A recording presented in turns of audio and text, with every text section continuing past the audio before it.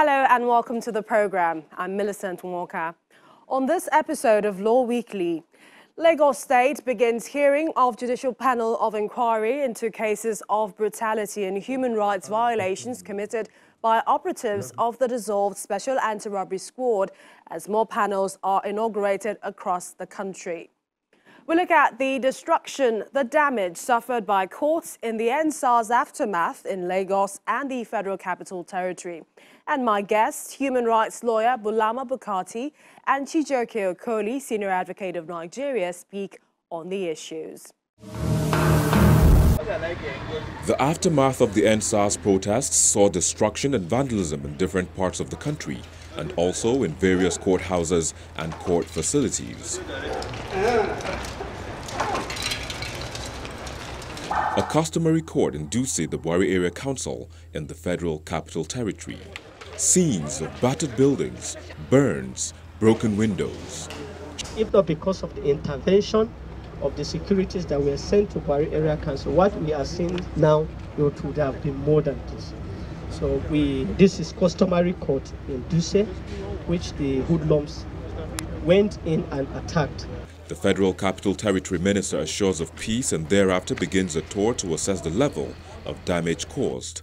We have come here to commiserate with you and the people of Bukhari Area Council, and to use the opportunity also to encourage you to continue with your leadership role and to bring in harmony among all peoples. And we want to assure you that FCT administration has the full assurance of the security agency that will make sure that Bukhari continues to be peaceful. The Minister of State for the FCT decries the level of destruction and plans for restoration. We would like you to itemize and articulate the level of destruction that is done on the property so that the Federal Capital Administration has already a committee on ground that will look into it. God willing, compensations will be made and what will be restored to make the building functional again. In Lagos, scenes of destruction of one of Nigeria's judicial buildings casts a shadow. The Igbosere High Court suffers a major hit following the destruction of government property across Lagos State. Inside, courtrooms which have tried cases for years left bereft. Outside, court documents, processes, files lie in waste as court workers try to make sense of what's left. The Chief Judge asks for patience as they find alternative solutions to justice delivery. It's a price that we must all pay. What has happened has happened. If you want to cook a pot of soup now, even if you have all your money there, can it turn into soup immediately? So people have to be a bit patient with us, as I've said before. We are working day and night now to ensure that we find alternative accommodation for our judges and magistrates, and they will soon start sitting. Identify them with their number plates. Not all of them. Some melt, the one that are made. I began by asking the head of litigation and arbitration practice group, Delphi Law Advisory, and Senior Advocate of Nigeria, Mr. Chijioke Okoli, if the events of the last few weeks, especially the destruction of some of the courts, speaks the message of no confidence in the judiciary. When we're talking about the judiciary, we're also talking about the practitioners of law. We also share in the blame. And being a senior advocate of Nigeria, no matter how we want to slice or dice it, we are of the cell class, the leadership of the profession. So to some different degrees, we've all conduced to this anomaly we've had. The judiciary is, has a major blame, because if people actually believe that there is justice for them to be heard in the courts, they wouldn't be behaving the way that they do, And when people go about committing impunity, it is that there is an incoherence between action and consequences, and since the entire society is underpinned by law. So at the legal level, there's hardly any action or inaction of yours that would not have a corresponding consequences. But a situation where actions and consequences are completely incoherent. You have impunity. People in power internalizing their total disregard for law and basic decency. So the day they had the power, even if it's their 24 hours of fame, they decided to replicate what those in a political office, basically, or those in government at different levels. Can you imagine our National Assembly members? Nobody can tell you for sure how much they're earning. But what we know is that it is extortionate.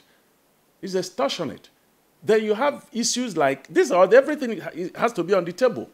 For example, tell me why you go to see thousands and thousands of people in Isoleko and other parts of Lagos. They can't feed, they can't do anything. And then we can justify the pension that the governors collect in Lagos State. It is immoral. Let's get your views on the protests that we've seen in the last couple of weeks, which has culminated into vandalism we've seen across states in the country.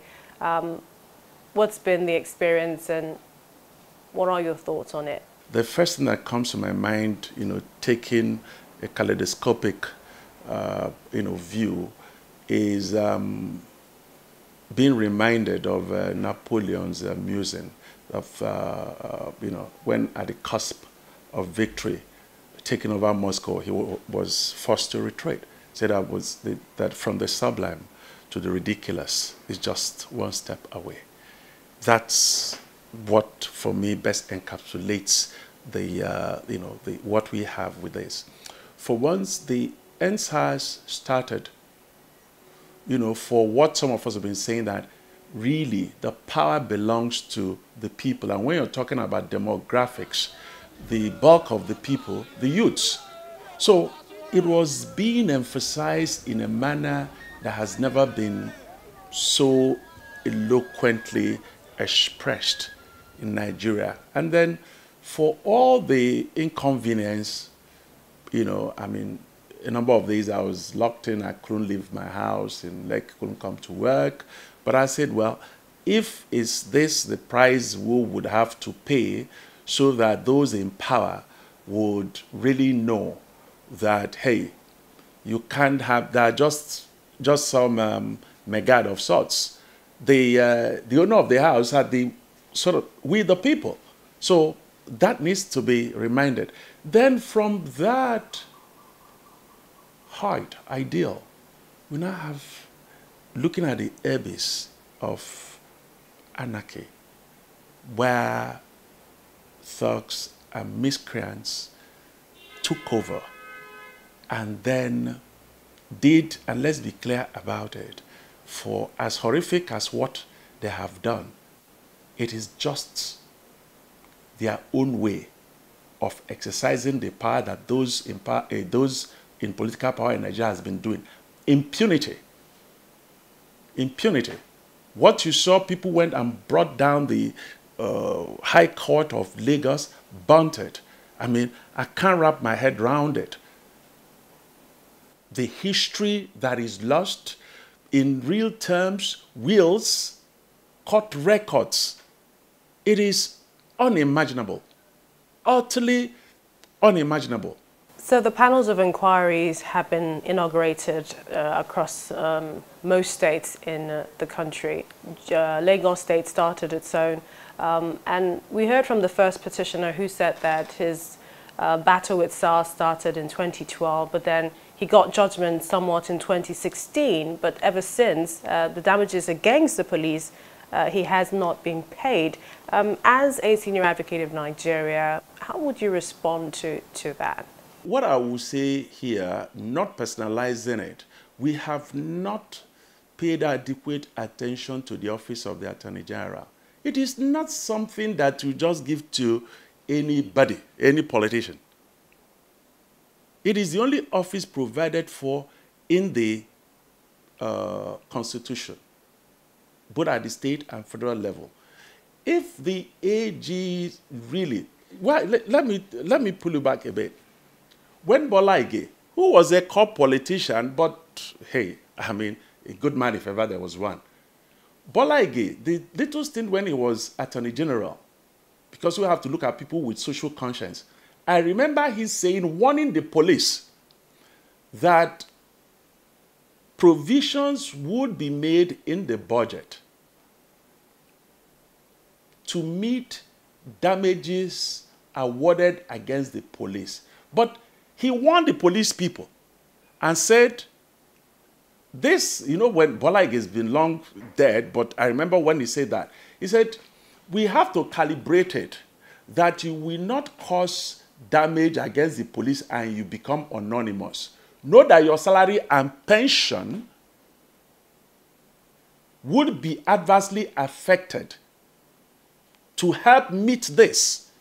So, if the day a policeman or security agencies now know that if they attract millions of naira damages because they are misusing their powers carrying guns, that could sentence them to a life of penury, or to say, well, once that is done, let's say half your salary and pension until you die goes to the federal government for whatever that it is worth to help to pay this. And then the government that brought you out and gave you guns, there is your principal. So let the government pay, but if you now make it personal responsibility of those people, I can tell you that they would act better. But these are some of the things I believe that the Attorney General, both the state and the federation, could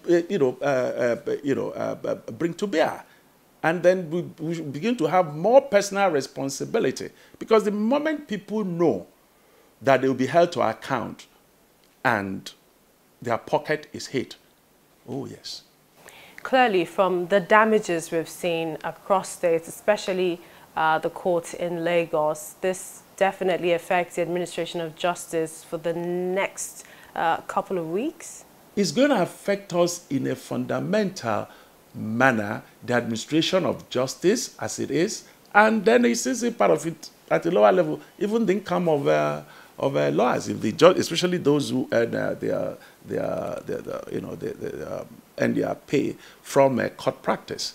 Because if the courts are not sitting, or the sittings of the court is adversely affected, that would have direct impact on even the COVID. A lot of lawyers will tell you, most lawyers, that when the COVID time the courts were closed, it impacted badly on the income of lawyers. So those places like Lagos where the courts are also in fact, but the bigger problem would be the societal issue that we need cases to be decided quickly, because that will curb this impunity and everything. But with what we have on ground now, with demolition of the courts, it would make matters worse. But having said that, this teaches us a lesson. We can't live in the 21st century and then be putting on practices of the medieval times. Those records, particularly in Lagos, if we had digitalized them and put them all in the cloud, we wouldn't be in this situation where we are. We wouldn't be. We wouldn't be. Let's tell you how it all began, starting with the first sitting of the Judicial Panel of Inquiry in Lagos. It was supposed to be the beginning of the sitting of the Judicial Panel of Inquiry and Restitution to investigate cases of brutality and human rights violations committed by operatives of the dissolved Special Anti-Robbery Squad Lagos. But Monday arrives and the Judicial Panel of Inquiry suffers a delay. This is as a result of the vacancy of 2 slots meant for the youths yet to be filled. Retired Justice Doris Okobi, who heads the panel, states that the sitting can only commence if the 8-man quorum is complete. We do not violate any law or statute which are set of the panel, and when we take off, we want to take off in full accordance with the law setting of the panel. Calling today's sitting, as it appears, there will be no sitting. the morning of Tuesday, the 27th of October 2020. The panel forms a quorum as the last two youth representatives are sworn in. Not just them, there's also a representative from the Human Rights Commission. In general, in all I do. So help me. This is coming after the Lagos State Governor announces that Rinu Oduala and Majekodunmi Temitope have been selected by youths in Lagos to join the Lagos Judicial Panel. With a 6-month deadline, the leader of the NBA promises support to help the petitioners properly represent their petition. I'm glad to see that Council is representing the parties today, but as we have indicated before now, in the event that there is any victim who is unable to procure the services of a lawyer, the NBA would organize for that person to be represented in this panel and in the others around the country. I wish to also state that admission into the hall would be on a first-come, first-served basis. Those who come first will be given the opportunity to be in with us. We are also going to give priority arrangement for legal practitioners and for those whose cases are fixed for a particular day. If found guilty, you will be seriously judged The first petitioner, a father of 5, promising to tell nothing but the truth, recounts his ordeal in custody of the SARS. I spent about 47 days with SARS at Ikeja.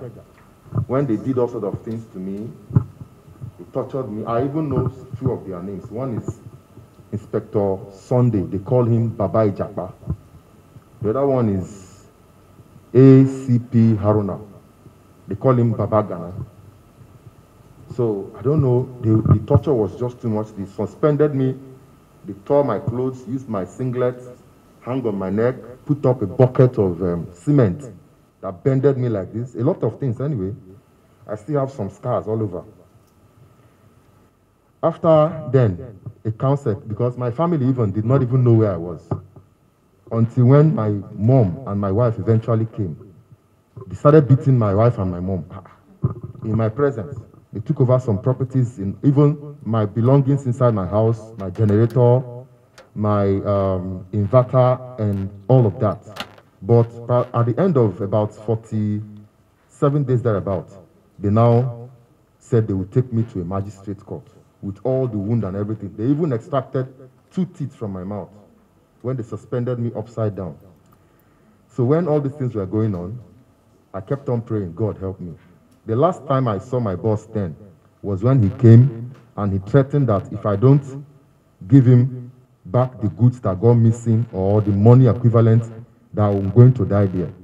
According to him, after getting judgment years later, he has not been paid any compensation since 2016. This matter has gone to court, but the thing is that the SARS and the police has not even paid 1 naira till today, regardless of the judgment of the Federal High Court.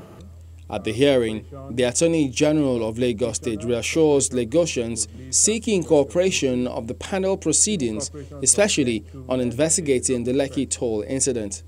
This is a very important task that has been assigned to the panel, and we therefore need all hands on deck to unravel a lot of things that has happened in our society, particularly the incident of the 20th of October 2020. And we as a state are determined to get to the bottom of that matter, and we will leave no stone unturned to ensure that justice is done to all concerned on both sides. The Lagos State Judicial Panel of Inquiry continues to sit on Tuesdays, Fridays and Saturdays. Human rights lawyer Bulama Bukhari in London talks to me about his experience trying a case involving the SARS unit.